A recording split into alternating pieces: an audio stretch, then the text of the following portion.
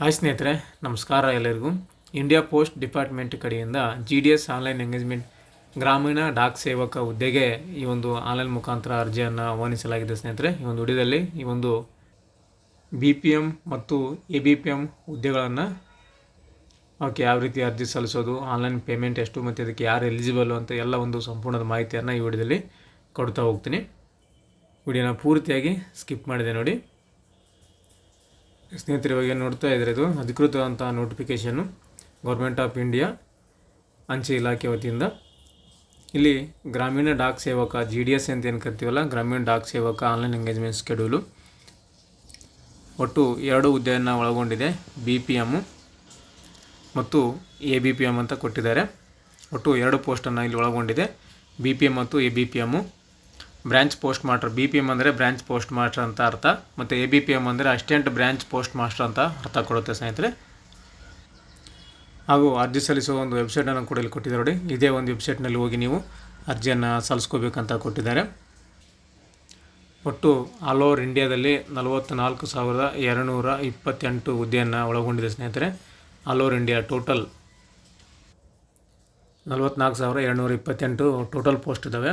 ಇದರಲ್ಲಿ ನಮ್ಮ ಒಂದು ಕರ್ನಾಟಕಕ್ಕೆ ಎಷ್ಟಿದಾವಪ್ಪ ಅಂದರೆ 1,940 ಪೋಸ್ಟನ್ನು ಒಳಗೊಂಡಿದೆ ಸ್ನೇಹಿತರೆ. ನಮ್ಮ ಕರ್ನಾಟಕಕ್ಕೆ 1,940 ಪೋಸ್ಟನ್ನು ಕರ್ನಾಟಕನ ಇಟ್ಟಿದ್ದಾರೆ ನೋಡಿ. ಇಲ್ಲಿ ಅಧಿಕೃತವಾದಂಥ ಚಾರ್ಟನ್ನು ನಿಮಗೆ ತೋರಿಸ್ತೀನಿ, ಯಾವೊಂದು ಸ್ಟೇಟಿಗೆ ಎಷ್ಟೆಷ್ಟು ಇಲ್ಲಿ ಅಂತ ಕೊಟ್ಟಿದ್ದಾರೆ. ನಮ್ಮ ಒಂದು ಕರ್ನಾಟಕ ಸೀರಿಯಲ್ ನಂಬರ್ 14ರಲ್ಲಿ ಬರುತ್ತೆ.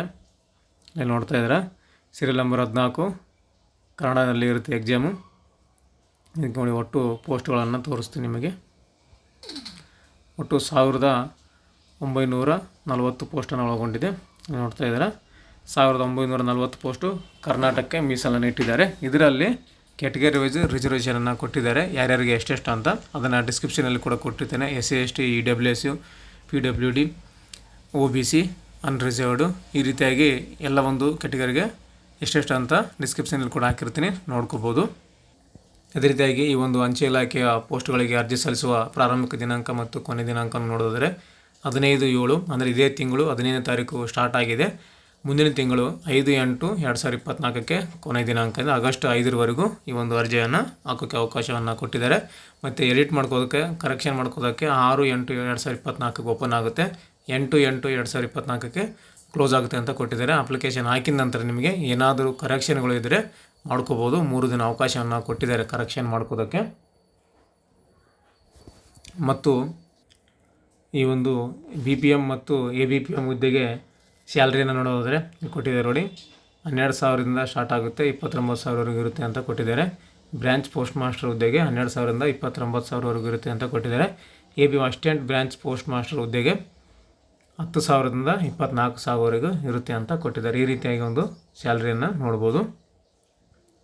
ಇಲ್ಲಿ ಏಜ್ ಲಿಮಿಟನ್ನು ಕೊಟ್ಟಿದ್ದಾರೆ ನೋಡಿ, ಎಲಿಜಿಬಿಲಿಟಿ ಫಾರ್ ಕ್ರೈಟೇರಿಯಾ. ಇಲ್ಲಿ ಏಜ್ ಲಿಮಿಟು ಮಿನಿಮಮ್ 18 ವರ್ಷ ಆಗಿರಬೇಕು, ಮ್ಯಾಕ್ಸಿಮಮ್ 40 ವರ್ಷ ಅಂತ ಕೊಟ್ಟಿದ್ದಾರೆ. 18ರಿಂದ 40 ವರ್ಷ ಒಳಗಿರೋರು ಅರ್ಜಿಯನ್ನು ಸಲ್ಲಿಸ್ಬೋದು.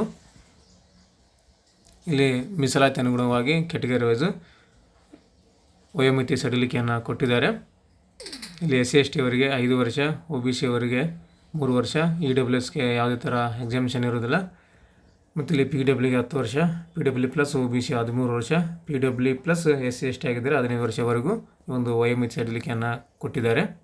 ಇದಕ್ಕೆ ಎಜುಕೇಷನ್ ಕ್ವಾಲಿಫಿಕೇಷನ್ ನೋಡೋದು ಸ್ನೇಹಿತರೆ, ಈ ಒಂದು BPM ಹುದ್ದೆಗೆ 10ನೇ ಕ್ಲಾಸ್ ಪಾಸ್ ಆಗಿರ್ಬೇಕಂತ ಕೊಟ್ಟಿದ್ದಾರೆ. Secondary school examination 10th standard pass ಅಂತ ಕೊಟ್ಟಿದ್ದಾರೆ, ಪಾಸ್ ಆಗಿರಬೇಕು. 10ನೇ ಕ್ಲಾಸ್ ಪಾಸ್ದವರು ಈ ಒಂದು BPM ಪೋಸ್ಟಿಗೆ, ಬ್ರ್ಯಾಂಚ್ ಪೋಸ್ಟ್ ಮಾಸ್ಟರ್ ಹುದ್ದೆಗೆ ಅರ್ಜಿಯನ್ನು ಸಲ್ಲಿಸ್ಕೋಬೋದು.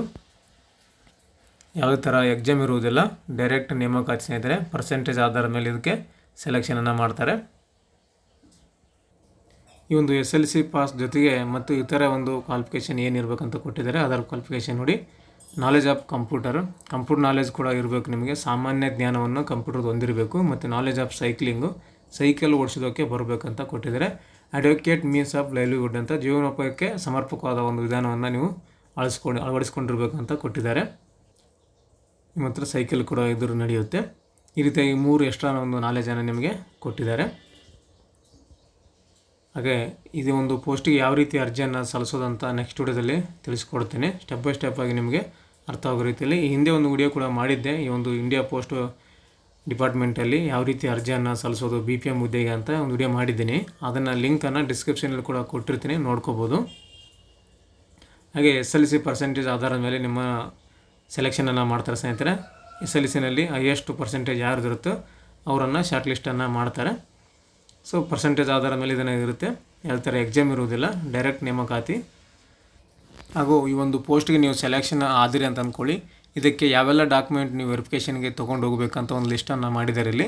ಫಿಸಿಕಲ್ ವೆರಿಫಿಕೇಷನ್ ಡಾಕ್ಯುಮೆಂಟು ಯಾವ ರೀತಿ ವೆರಿಫಿಕೇಷನ್ ಮಾಡ್ತಾರೆ, ಏನೆಲ್ಲ ಡಾಕ್ಯುಮೆಂಟ್ ಬೇಕು ಅಂತ ಇಲ್ಲಿ ಲಿಸ್ಟನ್ನು ಕೊಟ್ಟಿದ್ದಾರೆ ನೋಡಿ. ಮಾರ್ಕ್ಸ್ ಶೀಟು, SLC ಮಾರ್ಕ್ಸ್ ಕಾರ್ಡನ್ನು ಕಂಪಲ್ಸರಿ ತೊಗೊಂಡು ಹೋಗಬೇಕು. ಮತ್ತು ಐಡೆಂಟಿಟಿ ಪ್ರೂಫ್, ಒಂದು ಆಧಾರ್ ಕಾರ್ಡ್ ಆಗಿರ್ಬೋದು, ವೋಟರ್ ಐಡಿ ಆಗಿರ್ಬೋದು, ಇನ್ನಿತರ ಒಂದು ಐಡೆಂಟಿಟಿ ಪ್ರೂಫನ್ನು ಒಯ್ಬೋದು. Cat certificate, PW certificate. PW ನಿಮಗೆ ಅನ್ವಯ ಆಗಿದ್ದರೆ PW ಸಿಗಬೇಕು, ಎಲ್ಲರಿಗೆಲ್ಲ ಇದು PW ಅನ್ವಯ ಆದರೆ ಮಾತ್ರ. ಮತ್ತು EWS ML ಯಾರು ತೊಗೊಂಡಿರ್ತಾರೆ EWS ಸರ್ಟಿಫಿಕೇಟ್ ಬೇಕು. ಮತ್ತು ಟ್ರಾನ್ಸ್ಜೆಂಡರ್ ಮೇಲೆ ಯಾರು ಸೆಲೆಕ್ಟ್ ಆಗಿರ್ತಾರೆ ಅವರು ಟ್ರಾನ್ಸ್ಜೆಂಡರ್ ಸರ್ಟಿಫಿಕೇಟ್ ಬೇಕು. ಮತ್ತು ಡೇಟ್ ಆಫ್ ಬರ್ತ್ ಪ್ರೂಫಿಗೆ ನೀವು SLC marks card, PAN card, ಇನ್ನಿತರ ಒಂದು ID ಪ್ರೂಫನ್ನು ಒಯ್ಬೋದು. ಮತ್ತು ಮೆಡಿಕಲ್ ಸರ್ಟಿಫಿಕೇಟು, ವೈದ್ಯಕೀಯ ಪ್ರಮಾಣಪತ್ರವನ್ನು ಗೌರ್ಮೆಂಟ್ ಹಾಸ್ಪಿಟಲ್, ಡಿಸ್ಟಿಕ್ಕು ಅಥವಾ ತಾಲೂಕು ಮಟ್ಟದ ಒಂದು ಹಾಸ್ಪಿಟಲಲ್ಲಿ ಹೋಗಿ ನೀವು ಒಂದು ವೈದ್ಯಕೀಯ ಪ್ರಮಾಣಪತ್ರವನ್ನು ಕೂಡ ಪಡ್ಕೊಂಡು ಬಂದಿರಬೇಕು. ಅದ ನಂತರ ಇಲ್ಲಿ certified issued by the competent authority in respected knowledge of the tribal local realities and in case of the engagement state of Arunachal Pradesh ಅಂತ ಕೊಟ್ಟಿದ್ದಾರೆ. ಅರುಣಾಚಲ ಪ್ರದೇಶದವರು ಇದಕ್ಕೆ ಅನ್ವಯ ಆಗುತ್ತೆ, ಕರ್ನಾಟಕದವ್ರಿಗೆ ಅನ್ವಯ ಆಗೋದಿಲ್ಲ. ಇವಿಷ್ಟು ಡಾಕ್ಯುಮೆಂಟ್ ಇದ್ದರೆ ಸಾಕು, ನೀವು ಒಂದು ಡಾಕ್ಯುಮೆಂಟ್ ವೆರಿಫಿಕೇಷನ್ಗೆ ತೊಗೊಂಡು ಹೋಗೋಕ್ಕೆ ಸಾಕು.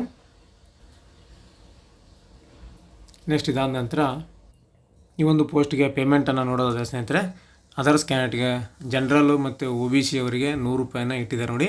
ಪೇಮೆಂಟ್ 100 ರೂಪಾಯಿ ಇದೆ ಜನರಲ್ ಕ್ಯಾಟಗರಿ ಮತ್ತು OBC ಕ್ಯಾಟಗರಿಗೆ.